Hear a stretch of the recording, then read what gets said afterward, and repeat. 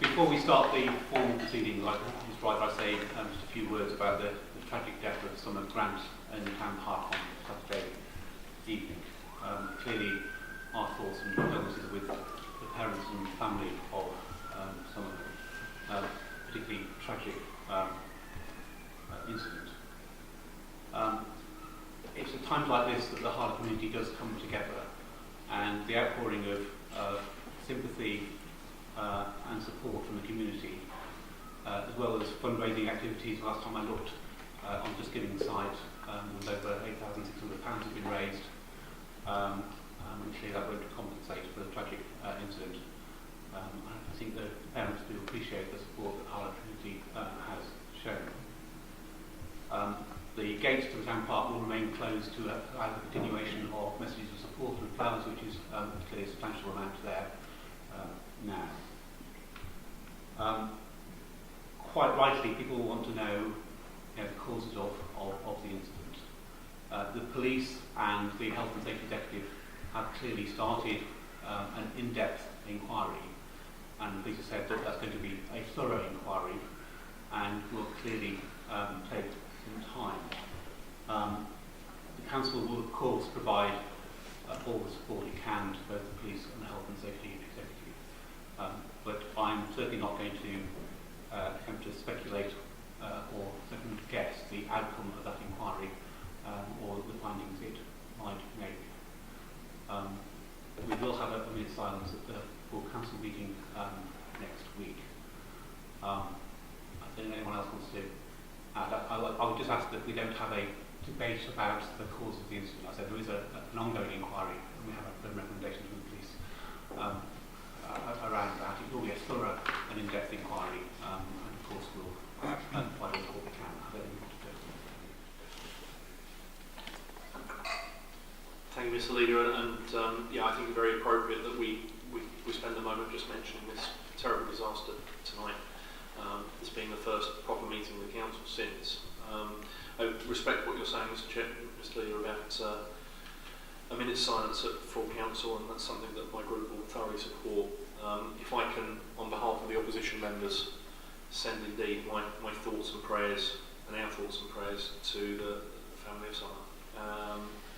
Absolute horrific tragedy that really knocked us all over on Easter, and I too have been really quite impressed by the way the Harlow community has come together over this. If you looked over the weekend on numerous Facebook pages, numerous internet posts, and you look at just the level of the number of flowers and memorial that are at the gates of the town park, it's an incredible outpouring from the Harlow community. Like you say, it doesn't replace the tragic loss of this little girl, but our thoughts and prayers are with the family and all those affected across the town, and we'll say some things at the silence of full council. So thank you for raising it.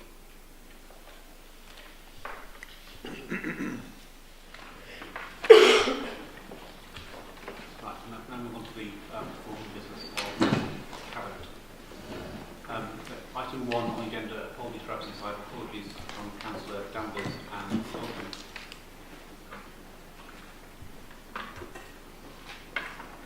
Item 2 on the agenda, are there any declarations of interest? Item 3, the minutes of the cabinet meeting of the 25th of February on pages 4 to 8. Will I take those as a record?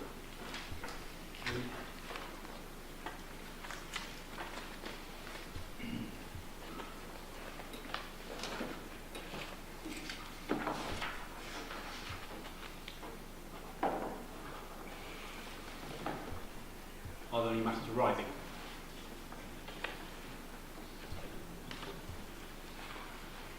There are no written questions from the public, there are no written questions from councillors, and there are no petitions.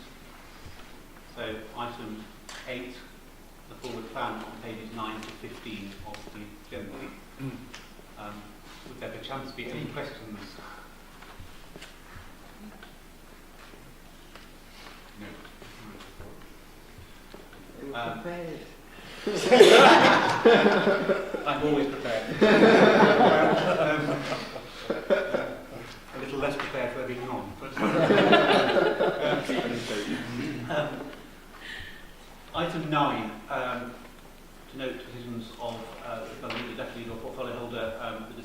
by the portfolio holder for housing on page 16. Are there any questions? So noted. Right, item 10. I'm going to take 10, 11 and 12 on block. I will formally move those. Seconded, Chair. Right, so just some very brief introductory words. I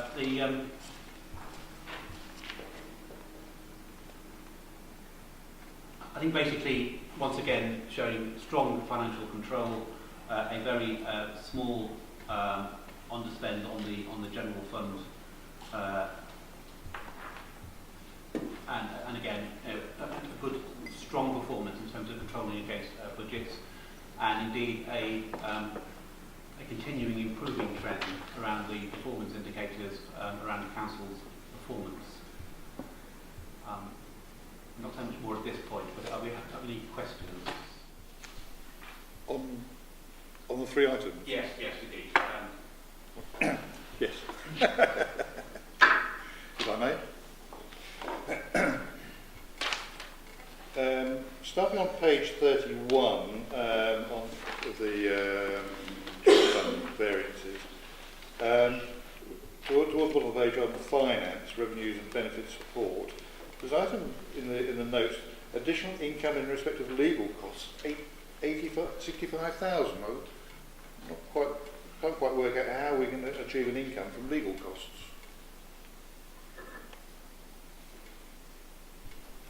You can write to me later. The legal costs and the regs and bends are the costs that we raise when we actually take court action against individuals that owe the council money. So it's recovery rather than income. It's recovery rather than income. Okay. On the next page, under other, there's an increase in bad debt provision of £250,000. Adjustment is required in respect of amounts deemed uncollectible. I'm just wondering in which area of the council's operations this has suddenly been identified.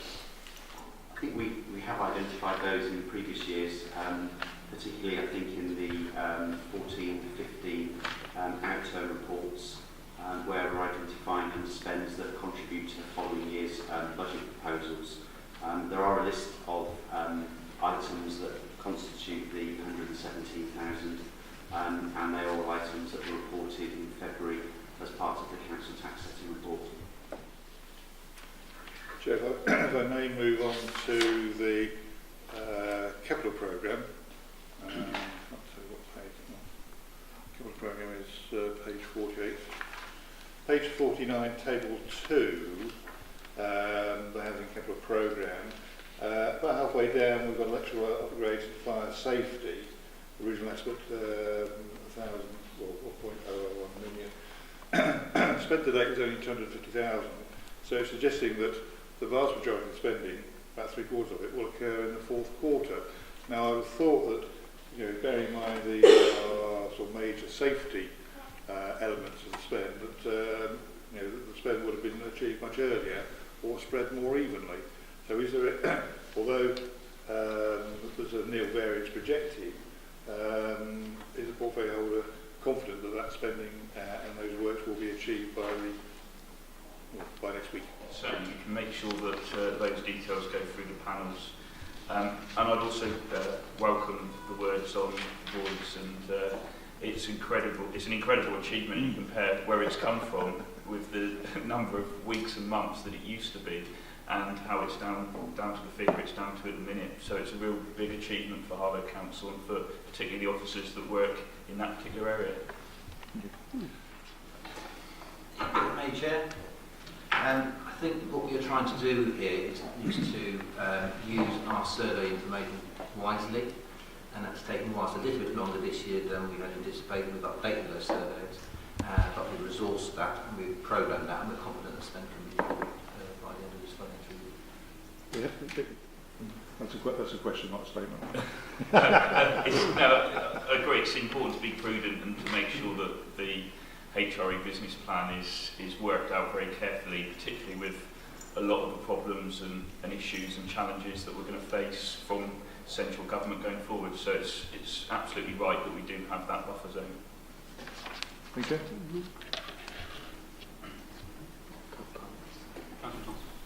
Thank you very much, Mr. Chairman. If I can direct you to page 39 of the performance report, the percentage of household waste which has been sent for recycling. Can I ask what the leader's view is of why we now have a situation that's getting worse quarter on quarter on quarter for the last 6 quarters and seems to be going in a different direction from the target? I'll let Mark answer that, but in essence this is a reflection of national trends. It's not a particular underperformance that's unique to Harlow Council. That's where Mark wants to be honest, the council leader's answer was very much going to reflect my own answer. If you read the report and some of the comments that are made and some of the things that we need to address, but it is a national issue, you will see a trend towards people. We actually increase the amount of non-recycling we collect at the moment, but decreasing the amount of recyclable waste. It is a national trend and something that I think every local authority is facing at the moment. If you read on further into the report, you will see some of the work, particularly with Essex County Council, in the way of education, to try and reverse what is actually a national trend regarding. I think it's simply a reflection in the amount of non-recycled waste that is increasing. So more consumption and hence more waste. So it's not about the amount of recycling per se, it's the percentage of recycling versus the larger amount of non-recycling. So if I understand you correctly, you're saying that because we've come out of a recession, because the economy is getting better, people are buying more and therefore throwing more away. In which case, can I direct you to page 40, the percentage of household waste composted, which is also going down quarter on quarter and getting worse away from target. And the answer to this in the report on page 40 suggests that the reason that this is going down is people are actually buying less, which is directly contradictory to the answer you've just given me in the previous answer. So, which is right? Are people buying less or are people buying more? And is that the reason for both of these targets getting worse? I'm struggling to find where in the bit at the bottom of page 40 it says people buying less.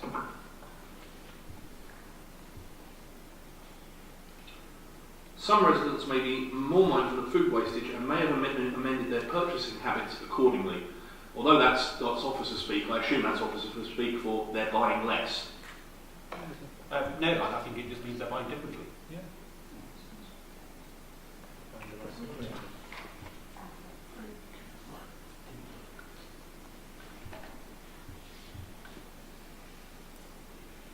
I've got no more questions. Comments? No more questions. Comments? Yeah. Thank you, Chair. I just want to turn to page 20 of the report on the performance of the council, in particular significant risks and opportunities. First of all, I don't see a risk attached to the government's plans for localising business rates. I think this is an important step to drive economic growth, local economic growth, and of course the 26 billion that is estimated local authorities will keep, I think is important for local communities and important for local economies. So I don't recognise that.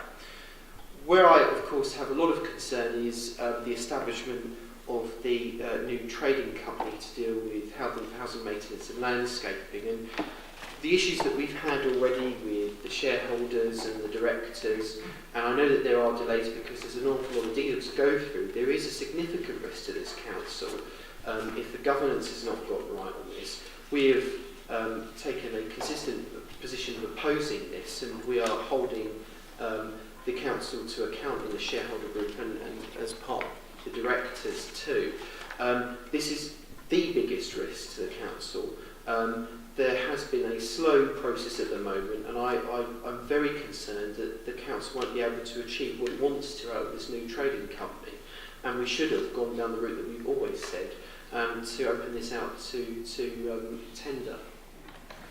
So just a couple of comments in regard to that. So in regard to retention of business rates, the risk is in in my mind, in two areas. The first is the detail of how that's going to be done, how equalisation is going to work, what additional responsibilities the council are going to take on, has not been outlined by the government. And the second issue is around timing. So my understanding at the moment is that they're likely to phase out the revenue support grant faster than the phasing in of the pension and business rates. So both of those represent a risk. If and when the government is clear what the precise mechanism for the retention business rate is, what additional responsibilities are going to be in place, that risk may go away. I'm sincerely doubting it will, but that is a simple statement of where we are. There's considerable uncertainty in this area. As regards to the local authority trading company, it is proceeding according to the overall programme plan. I'm not going to add much more to that. I don't know if anyone else wants to add to that. Are there any further comments? No. Right. So in that case, only a second while I turn to bits. So in terms of the recommendations for items 10, 11 and 12, so just bear with me 2 seconds. I'll just get to the relevant bit. So item 10, the recommendation on page 17, the recommendations 1 to 3, are we agreed? Agreed. Item 11, the capital programmes, on page 48 of the agenda, recommendations A to C, are we agreed? Agreed. And the housing revenue account on page 62 of the agenda, recommendations A and B, are we agreed? Agreed. Thank you. Right, moving on to item 13 on page 72 to 114, Prentice Place regeneration options appraisal. Yes, thank you, Chair. I'd like to propose the recommendations that are contained in the report on page 72, but I would like to just make a slight amendment to A, because I haven't actually said which option, and it's actually option 3 is the preferred option that we would look to. And before taking questions, I just need to place on record my sincere thanks for all the support, diligence, patience of certainly Jane and Simon as we have struggled to try to come to a final solution for Prentice Place after the success of Cartersmead and the Play area. I know that there are the 2 people in the audience are from the Residents Association who have been very constructive in their discussions with me about trying to bring this to Cabinet. And it would be wrong for me not to also recognise the due diligence of the local councillors who have been contacting me on a regular basis, pressurising and making sure that their local residents are well served in this particular area. So the 3 recommendations, as I said, Chair, are on page 72, and we're happy to take any questions. I'd like to, before we can second that, I just want to say that this clearly has had an extraordinarily long gestation period. And I am pleased that it is getting to a conclusion where some action is going to be taken. The only comment I'd make is clearly this is not a planning application. There is a full consultation process that will proceed from this, and then formal planning. This is about getting in place the mechanisms to enable that to happen. Are there any questions? Thank you, Chair. Start on page 74, 75 on the options for delivery. The proposal is to move straight ahead with the consultant Faithful and Gould. I think that's the intention. Without actually sort of going out to tender for that particular piece of work. I've also got a sort of query on the succeeding section on costs, where the percentage of officers' time to actually manage these things seems to vary enormously between the 3 options listed under costs. I just wonder why both schemes, or all 3 options, or well 6 options really, are all going to require the same amount of sort of management and overseeing. don't understand why the officer's time should vary so much. So how can we be sure we're getting value for money by moving ahead with Faithful and Gold? And why does the officer's time vary so much? That's going to be the first two questions, but there are some more. Chair, in relation to the first one, as the report indicates that we're already into a contract with this company who've actually been providing us with substantial and supportive advice throughout the whole process. If we then went out to re-tender to get another, to see whether or not we could find anybody, A, that would be expensive, and also it would delay the project even further. We certainly have confidence in this organisation in being able to deliver what we want them to deliver on this particular issue. And that's why I'm recommending in relation to option 3 that this is the most pragmatic way to try to resolve this particular issue, because I do know, as my leader says, this has been going on for quite a long period of time, and it would be a shame that we are delaying it any longer than we would need to. In relation to the officer's time, to be perfectly honest, all the options are different. And some of them would require more active involvement in these particular areas. And again, if you go through at the end of the documents, and what I have done is I've put all the papers out in front, so you can actually see that we just haven't picked this one. We've actually looked at all of them. We've done a full appraisal before we've actually come to the one that we've been that we're recommending tonight. So I'd just like to add a couple of things to that. So the first thing to say is that the whole point of framework arrangements is that value for money checks are done up front to enable a speedy award of a particular company on the framework. That's the whole point of government frameworks, on which I'm involved in my day job in quite a lot. In terms of the specific percentage of officer time, the specific, not the options around the actual bill, but the options for doing the consultancy work. Yeah. The reason that it varies quite a lot is option 2 is internal management, which requires a significant amount of internal management with consultant support, and option 3 is internal management with development agency services. So the key word there is those two options are done basically in-house with external support, whereas with the escape option, we record that to be done by the external contractor. That's why. Thank you. I was assuming, it's a very long technical report. I've done my best to read it and decipher it, but it wasn't abundantly clear from those points that the consultants were only being used on that particular option and not the other two. And not the other two. Just to clarify, so there are two different sets of options. There's options that are in the detailed report around how it's going to be refurbished and what have you. The options I'm talking about are not those options. These are the options for procurement, which are on pages 75 and 76, which relates to your question. Yeah. Right, and vice versa. Good question. I'll get back to you on that one. I'm still a feet and inches person, so I agree. On the next page, on page 81, where we're talking about what's included in the residential refurbishment costs.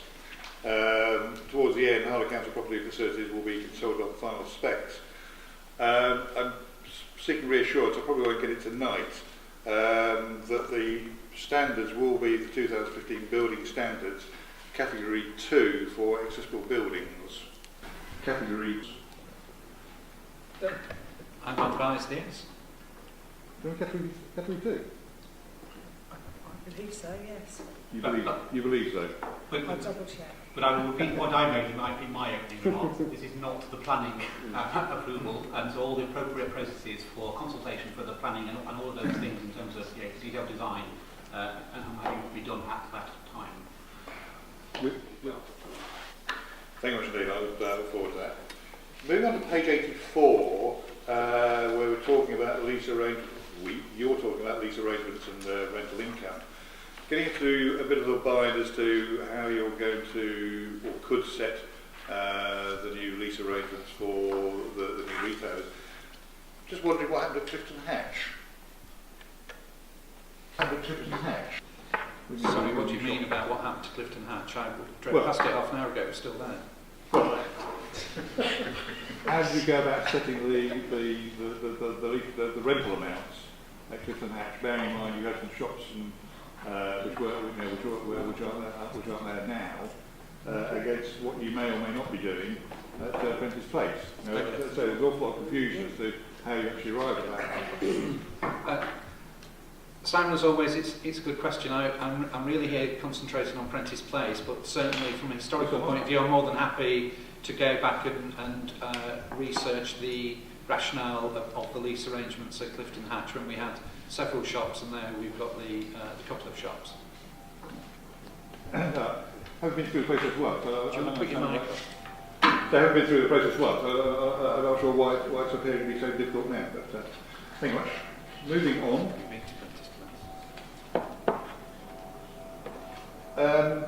Probably another technical question. On page 87, we talk about obviously bringing the flats up to Modern Homes programme.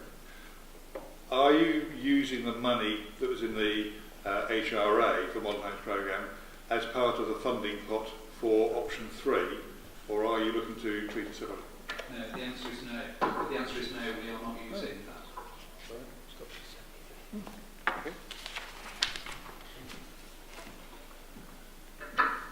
Page 89, where you're looking at opportunities for the rear of the site. Towards the end of that section, there's a reference to residential units. Yes. And possible suggests 4 new houses could be developed at a cost of 1.2 million. So each property will be costing around £300,000 just to build. Bearing in mind you've already owned the land, it seems an incredibly large or well-appointed property. So again, have you got the sums right? Bearing in mind you. Do you want to answer? No, I'll ask you a question. I don't Oh, sorry, I'm talking about No, Simon, I think what you are... but they're not currently on. Sorry, Simon, could you ask your question again, and let me clarify for you. If you're saying that we're building any units there, houses, and they're going to cost 300,000, I think we were actually quite surprised, and that's why it has taken us a while to come round the curve to understand what was the best options, because certainly those figures have been checked, and it's my understanding that they are correct. I know, you can look like that, I look like that. For a long time I look like that. Bizarre. I know, I used other words.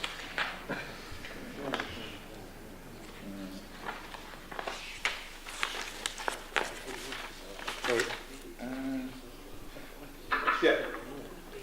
Finally, you'll be pleased to know, it's the appendices right at the end with all the details, appendix 3, the cost summaries. You've got on each section compensation, legal, consultation fees for retail, 3 stars, and each of those categories is blank.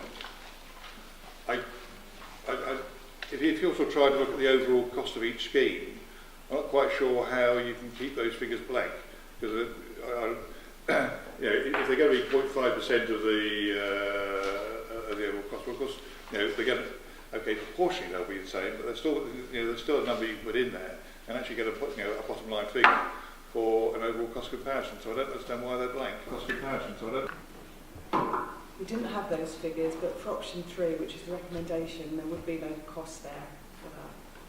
There would be no cost. No, because the retailers could remain in situation while the work's going on. Well, you took. So the point being that option 3 is already the most economically advantageous. If you included those legal costs, that only applies to not option 3. That would increase the cost of the options, making the case even stronger. And again, Simon, that was one of the clear messages that we've had when we've been going out to local residents and local businesses, that we want to keep Potter Street and Prentice Place open for business for as much as I possibly can. So again, that was also one of our delays about how could we make that work in a way that kept businesses occupied, that community engaged in that particular issue. But actually one of the nice things about one of the lots of nice things about option 3 is that actually that would reduce some of the costs, as you've already identified, to zero. Thank you. Okay. I've got to say, Tony, I normally look forward to regeneration reports. This one, I've been on the council for 18 years. I've learned to read reports fairly quickly. This one I had to read 3 times. It's not the best written report, and it pains me to say that about any report that comes before this council, but it really was a toughie to read, and I think it could have been written slightly better. From the point of view of people who I know who live around Prentice Place, they'll be very thankful that this has finally come to conclusion. I do think within the ward there is a view that the Health Centres Trust hasn't been as helpful and as keen to work with the council on all levels as perhaps the portfolio holder for regeneration has given them credit tonight. But I understand the situation he's in with having to deal with partners all the time. I'm not. I have serious concerns about where we're going with this. I'm not sure the option you're going for is the best option. But I haven't got anything better to recommend. I think residents will be really pleased that something is actually finally being done. I hope you can stick to the costs that you've put in there. I have a concern about that. I'm relatively pleased to see the level of contingency that's in the build. Approximately 1/8. I think is reasonable for this sort of build and may just put us out of the fire. But building costs are going up and up and up all the time. Wandering around London today, just how many cranes there are, how much is being built, and that's only putting more and more pressure on construction costs. So I hope we don't end up with a scheme that we've chosen that we then can't financially deliver, or we deliver over budget. But I do know that the residents in the area will just say, well done, let's get on with it, because I think they're fed up of waiting now. So I accept the situation you're in. I understand the difficulties. I think you've been too kind to some of the partners, but I'm glad to see we're finally getting somewhere. Over budget. We're optimistic, and again, this is one of the reasons why it's taken us so long, because this is all, at the end of the day, about the cost of this, and we're very confident that the figures that we have received are realistic, they are achievable, and we will make sure that we stick to task to make sure that they are realised. And one for the portfolio holder directly. How helpful do you feel the Health Centres Trust have been in this overall project? Like with all partners, they've been okay. They've been fine. We've had it's not an evening to be criticising partners. They like everybody else have had challenges and changes through the national health changes that have been occurred from the Primary Care Trust to the CCGs, from NHS England saying they did want a doctor's surgery, then they didn't want a doctor's surgery, then they wanted a bigger doctor's surgery, then they wanted a smaller doctor's surgery. And it has been difficult for all of us because we have been dealing with a number of partners. But I'm pleased to say that we've had a very constructive and positive, and continue to have that sort of relationship with the Trust. Okay. Right. Are there any other questions or comments? Well, we've got some comments. Oh, sorry. No, that's the topic was you had your hand up first. Thank you. One man of manners. Okay. I've got to say, Tony, I normally look forward to regeneration reports. This one, I've been on the council for 18 years. I've learned to read reports fairly quickly. This one I had to read 3 times. It's not the best written report, and it pains me to say that about any report that comes before this council, but it really was a toughie to read, and I think it could have been written slightly better. From the point of view of people who I know who live around Prentice Place, they'll be very thankful that this has finally come to conclusion. I do think within the ward there is a view that the Health Centres Trust hasn't been as helpful and as keen to work with the council on all levels as perhaps the portfolio holder for regeneration has given them credit tonight. But I understand the situation he's in with having to deal with partners all the time. I'm not. I have serious concerns about where we're going with this. I'm not sure the option you're going for is the best option. But I haven't got anything better to recommend. I think residents will be really pleased that something is actually finally being done. I hope you can stick to the costs that you've put in there. I have a concern about that. I'm relatively pleased to see the level of contingency that's in for the build. Approximately 1/8. I think is reasonable for this sort of build and may just put us out of the fire. But building costs are going up and up and up all the time. Wandering around London today, just how many cranes there are and how much is being built, and that's only putting more and more pressure on construction costs. So I hope we don't end up with a scheme that we've chosen that we then can't financially deliver, or we deliver over budget. But I do know that the residents in the area will just say, well done, let's get on with it, because I think they're fed up with waiting here. So I accept the situation you're in. I understand the difficulties. I think you've been too kind to some of the partners, but I'm glad to see we're finally getting some. Thank you very much, Chair. I think it would be remiss of me not to say a few words on this project. I think people don't realise just how happy I was to see this item up here tonight, and I've waited a long time to say a few words about this project, but I think, going back to what Tony said, I think people need to remember this is the final part of the jigsaw within that community and area. There was actually another 2 projects that were part of the original GAP 2 project that have already taken place within the Potter Street region and are really successful. One of the best played parts probably in Harlow, and some building of some much needed new housing on the Castles Mead site. This third part, which is the long awaited part, and it's finally here tonight and taking another step forward. Councillor Johnson, I do agree, it will be more than welcome by the local community that I can assure you have played an active part on trying to push this forward. I also not only pay credit to the local residents, but also the local residents association that have been more than active on this subject over the last few years. And I know, along with Emma and Maggie, we've been working very closely with the Residents Association and all the residents that continually ask questions on this subject, and I'm really pleased to see this here tonight. I'd just like to echo a couple of things and add on to something else that Tony said, and Anthony's thanks to the officers and the other people that played a large part in that, and getting to this final part here today, and hopefully a much needed improved facility and more needed housing for that area. But also I'd like to take this opportunity to thank Tony. He thanked everyone except for himself. When Tony took on the role of Portfolio Health and Regeneration, he took on this issue. And this was a very big issue for him to resolve. And Tony has not only had myself, Emma and Maggie chasing them all around the place for the last 2 or 3 years on this issue, along with other officers.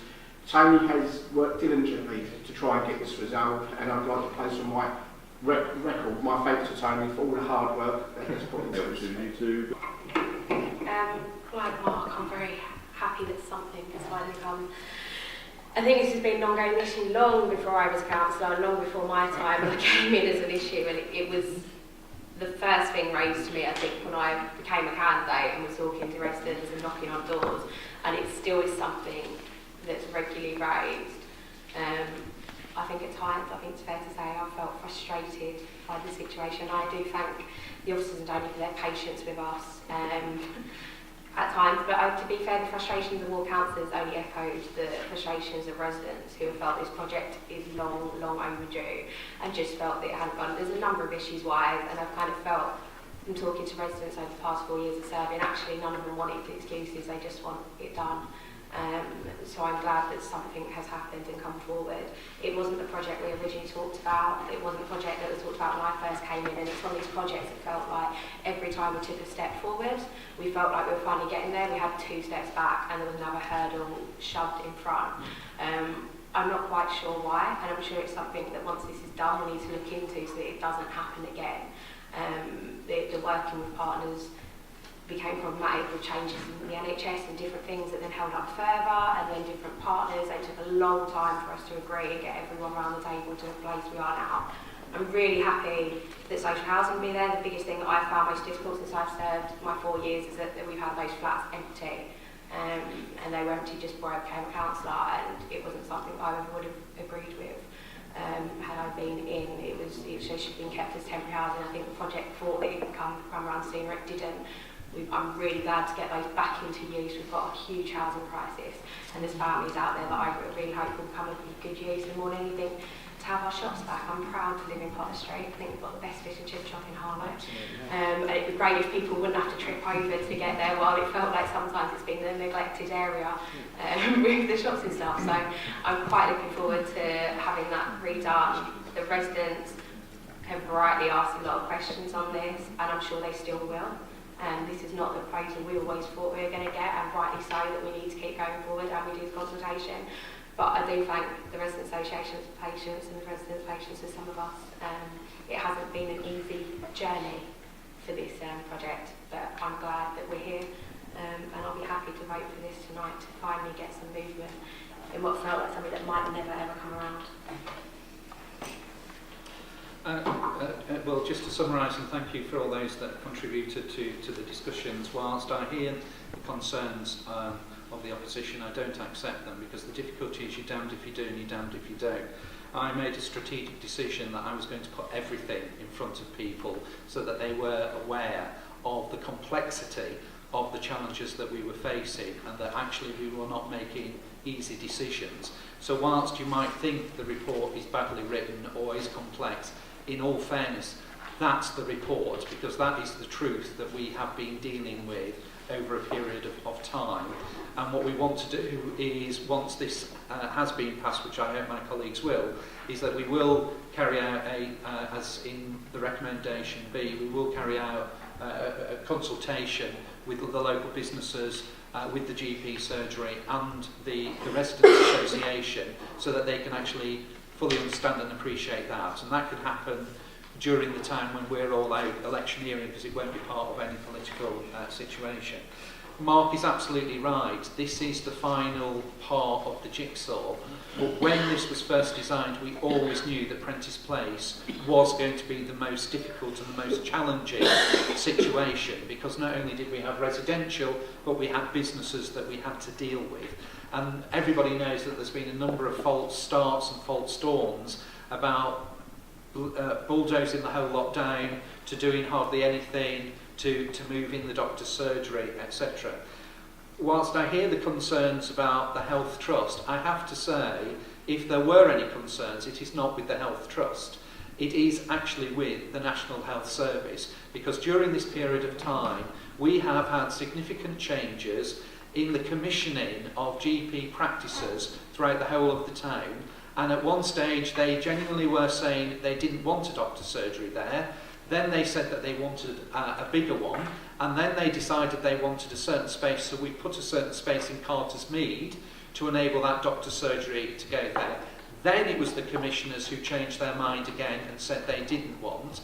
And actually both the GPs, the patients of that surgery and the staff of that surgery shared our frustration that every time we asked the NHS what it is we wanted, we actually got a different response. And my fear is if we carried on talking, they would come back with different solutions. So we have now fixed on the solution that we think is appropriate and sensible. We do have a good working relationship with the Harlow Health Trust, and I am optimistic that we will be able to provide a good surgery to meet the needs of that whole of the community. One of the things that you were saying, Simon, I fundamentally disagree with. If you are going to do it, you do it as a whole, and you do it as a collective, and you do it for the spirit of the community. But leaving one area isolated, run down, possibly neglected, does not serve that community, and it does not serve those businesses in the best way we possibly can. And I'm also, as John has alluded to and Emma has alluded to, it is right and proper that we've looked at the costs of this and actually made a clear commitment about a dedication to social housing. And again, I know that that has been a driver and a commitment that we wanted to get through to make sure that we can bring these properties back into, and where we can bring some of them back into social housing, that's exactly what we should do, and we now need to get on with that. And finally, if you look at the timescale, option 3 gives us that opportunity to get things on the ground fairly quickly, start moving, and then hopefully and then I'll take the applause and the congratulations. But thank you, Mark. We only congratulate ourselves when we've actually delivered something. But I hope it's been a robust debate, Chair, and I look forward to the support of the Cabinet. So there are no further contributions. So with the amendment to option A, so I would suggest that currently reads agrees that the regeneration of Apprentice Place proceeds on the basis of the affordable option which has been identified, and to insert open brackets option 3 close brackets at that point. Are we agree on recommendations on page 72 A to C? Agreed, Chair. Thank you.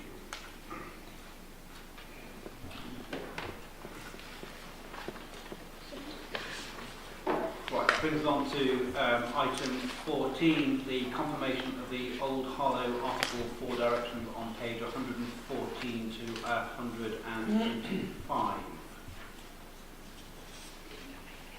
You're proposing that second. I'll move it. And sorry, I'm delighted to second it. Are there any questions? Charles?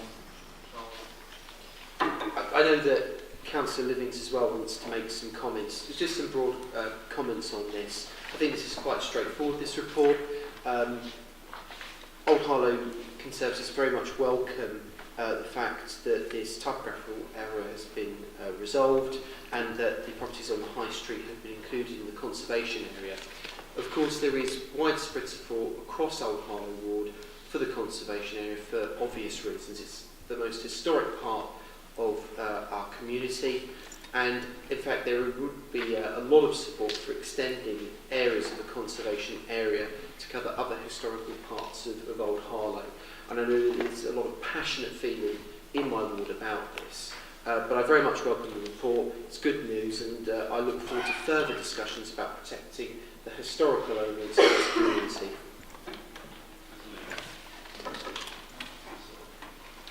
Mr Chairman, as an Old Harlow councillor, I welcome this report.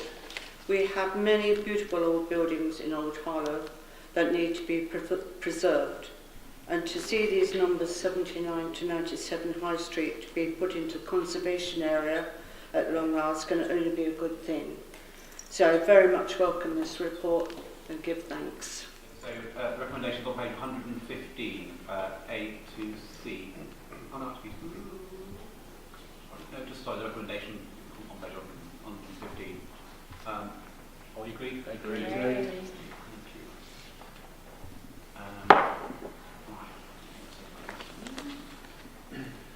So item 15, the district boiler replacement programme on pages 126 to 130. I'm pleased to move this Chair recommendation A on page 126. I will second. Any questions? Comments? I've got questions first of all. In terms of questions, and Simon's going to hate me on making these questions, but I'm very keen to understand what type of system is going into Roseland Close. And if you could just let me know, I'd be grateful. Sorry. These were obviously the story of this is that these were very old, expensive heating systems that obviously in some of the areas they were causing people considerable expense, and so this is to update them. They will be gas. There'll be gas in terms of the type of heating system that they'll have. But this is actually tying in with our ambition to cut down on fuel poverty and to make sure that people can have reasonable bills for their energy. It's tying in with our... Didn't quite take my question, but very similar. My interest is obviously Teaneysdale, but a lot of work has been looking at over the last few years. It was all quite interesting. I think so last year there was all talk of a biomass system, but I understand that's all now been sidelined. But I'm not quite sure what is it going in there now. Is it all going to be gas or oil or combination or solar panels or what is it? It's gas. It's all gas. Oil or... Right, there are no further contributions. So the recommendation on page 126, A, are we agreed? Agreed.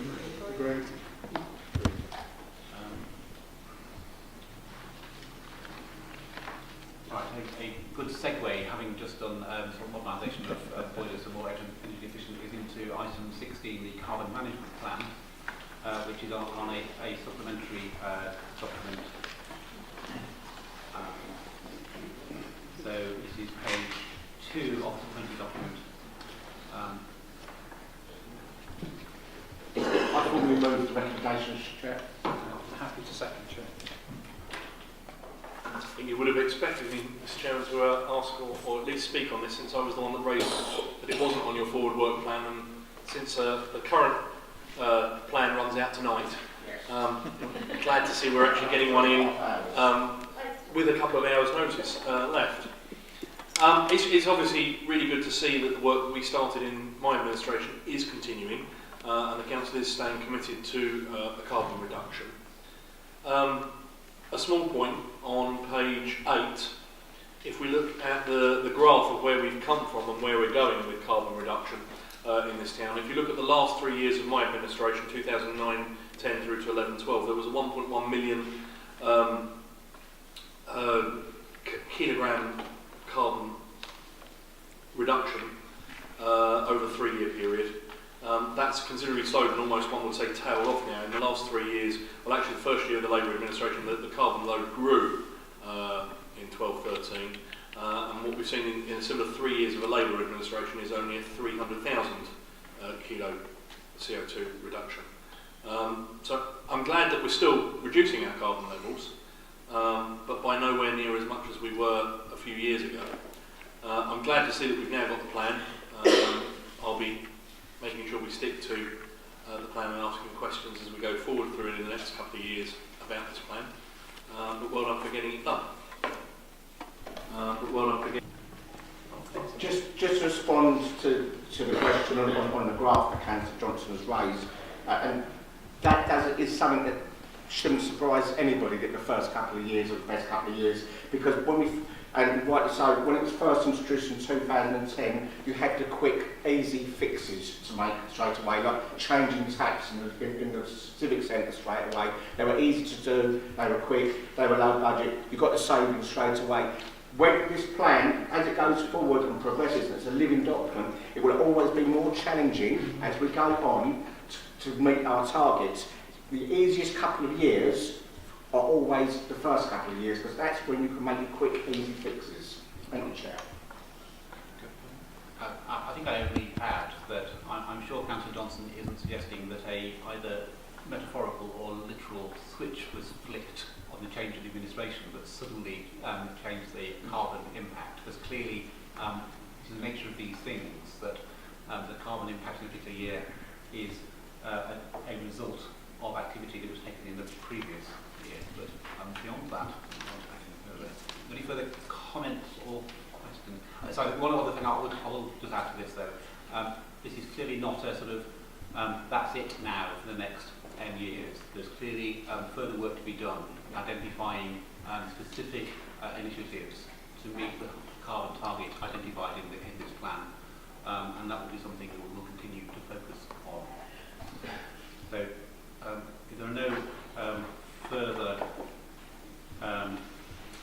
contributions, then the recommendation on page 2 of the document, recommendation A and B, that we adopt the carbon management plan as reviewed in 2018. Are we agreed? Agreed. Agreed.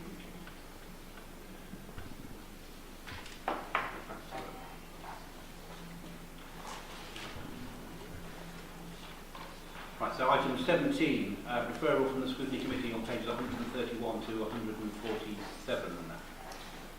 I'll move that, Chair. I'll second it. Yeah. Great, just wanted to introduce this really quickly. Quite a lot of work has gone into this. I also wanted to thank the Scrutiny Committee. They've taken the time to review this. And obviously officers there, but especially the Youth Council and former Youth Councillors, a mix of young people that have engaged in trying to make, so I'm really proud that we've got a Youth Council. I know Epping next door decided they didn't want one for a while and then realised it was a bad decision and reinstated it, thankfully. But I believe that a firm part of our democracy is engaging young people and getting them to feel part of this town, that it's part of them. And buying into what's the best for everyone in the community. Our youth council's done an incredible amount of work in the years that it's existed, and very proud to see some of the successes it's had, and I'm really supportive to try and help enable it. And I'm sure this is echoed on both sides of the table for all of us as adult councillors, to enable our youth councillors to make the difference in the town that they can, and to further engage with young people where we can, because just because they can't vote doesn't mean that this isn't a say that they've got in the town. It's their future, and I'm really thanking everyone for their work we can. Mr Chairman, yes, I welcome this report, and I particularly am interested in item B, where we're trying to promote and encourage other groups further across the field, areas and things like that, and I think that they can only be a good thing, and I welcome it.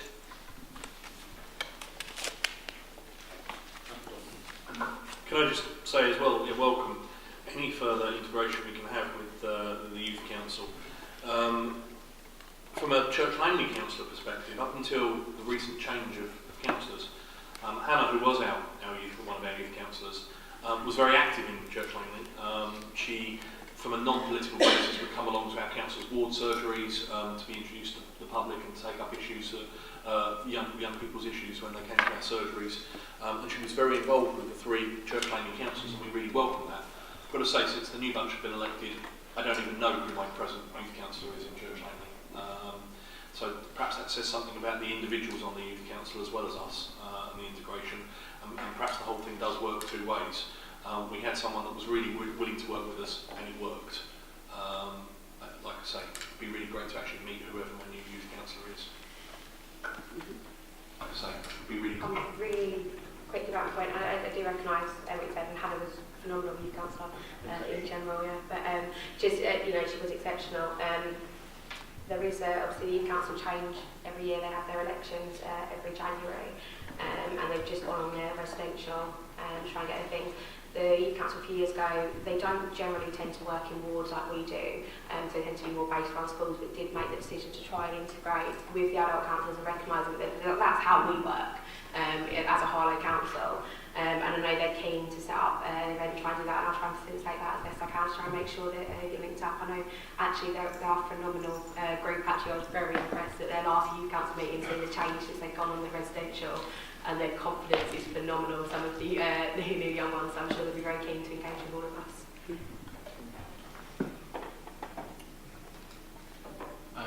No further contributions, then the recommendations on page 131 that we adopt those 2 additions. Are we agreed? Very agreed. Thank you. So then, just the minutes of the Cabinet Overview Working Group for noting. Unless we've got contributions on so noted. There being no matters of urgent business that we haven't already addressed,